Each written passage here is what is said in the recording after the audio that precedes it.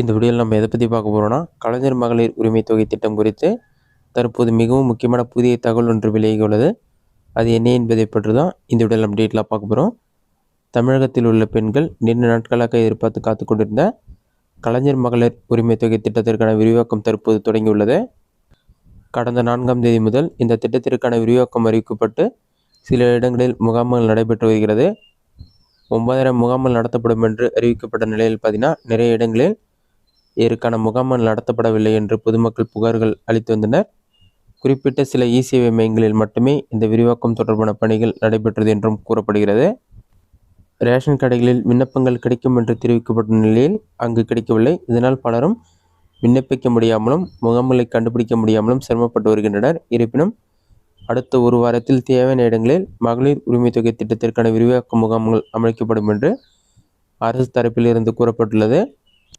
இதனால் நீங்கள் மகளிர் உரிமை திட்டத்திற்கான முகாம்கள் நடக்கலைன்னு சொல்லி கவலைப்பட தேவையில்லை. கண்டிப்பாக அடுத்த வாரம் பார்த்தீங்கன்னா இதற்கான முகாம் ஏற்பாடு செய்யப்பட்டு எந்தெந்த இடத்தில் முகாம்கள் நடைபெறுதுன்னு சொல்லிட்டு அதற்கான பட்டியலும் வெளியிடப்படும் என்று கூறப்பட்டுள்ளது. அந்த முகாமில் போயிட்டு மகளிர் உரிமை திட்டத்திற்கான உங்களோட விண்ணப்பம் ஏற்கனவே நிராகரிக்கப்பட்டிருந்தாலும் நீங்கள் தகுதியான நபராக இருந்தால் அப்ளை பண்ணலாம். விண்ணப்பிக்க தவறும் அப்ளை பண்ணலாம். நீங்கள் புதிதாக ரேஷன் கார்டு வாங்கியிருந்தாலும் அப்ளை பண்ணலாம் சொல்லியிருக்காங்க. இந்த திட்டத்திற்கு விண்ணப்பிக்க யாரெல்லாம் தகுதியானு சொல்லிட்டு அவங்களோட அஃபிஷியல் வெப்சைட்டில் அப்டேட் பண்ணிட்டாங்க. அது என்னன்னு சொல்லி பார்க்கலாம். கலைஞர் மகளிர் உரிமை திட்டத்தில் நீங்கள் அப்ளை பண்ணுறதுக்கான தகுதிகள் என்ன, யாரெல்லாம் விண்ணப்பிக்க தகுதியற்றவர்கள் என்பதை பற்றி பார்க்கலாம். இது சம்மந்தமாக அவங்களோட அஃபிஷியல் வெப்சைட்டில் கொடுத்துருக்காங்க.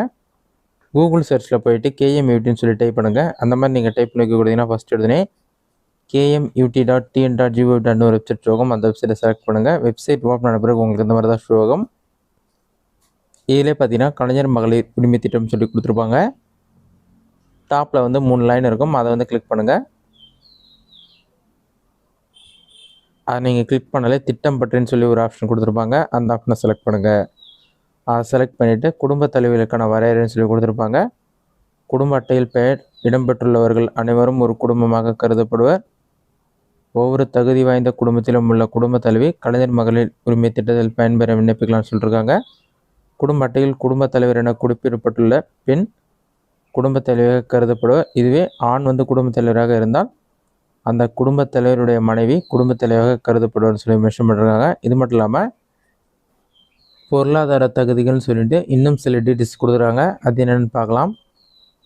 இதிலே ஆண்டுக்கான வருமானம் பார்த்தீங்கன்னா 2.5 லட்சத்திற்கு குறைவாக இருக்கணும்னு சொல்லியிருக்காங்க. 5 ஏக்கருக்கு குறைவாக நன்சை நிலம் அல்லது 10 ஏக்கருக்கு குறைவாக புன்சை நிலம் வைத்துள்ள குடும்பங்கள் விண்ணப்பிக்கலாம். ஆண்டிற்கு வீட்டு உபயோகத்திற்கு பார்த்தீங்கன்னா 3600 யூனிட்டுக்கு குறைவாக மின்சாரம் பயன்படுத்தும் குடும்பங்கள் விண்ணப்பிக்கலாம். பொருளாதார தகுதிகளாக தனியாக வருமான சான்று அல்லது நில ஆவணங்களை பெற்று விண்ணப்பத்துடன் இணைக்க வேண்டிய அவசியம் இல்லைன்னு சொல்லியிருக்காங்க. விண்ணப்பிக்கும் நடைமுறைகள்னு சொல்லிட்டு 21 வயது நிரம்பிய பெண் தான் அப்ளை பண்ணலான்னு சொல்லியிருக்காங்க. செப்டம்பர் 15, 2002 தேதிக்கு முன்னர் பிறந்தவர்கள் விண்ணப்பிக்கலாம்னு சொல்லி மென்ஷன் பண்ணியிருக்காங்க. அடுத்ததான் யாரெல்லாம் இதற்கு விண்ணப்பிக்க தகுதியற்றவர்கள்னு சொல்லிட்டு அதற்கான லிஸ்ட்டும் வெளியிட்டிருக்காங்க. அது என்னென்னு சொல்லி பார்க்கலாம்.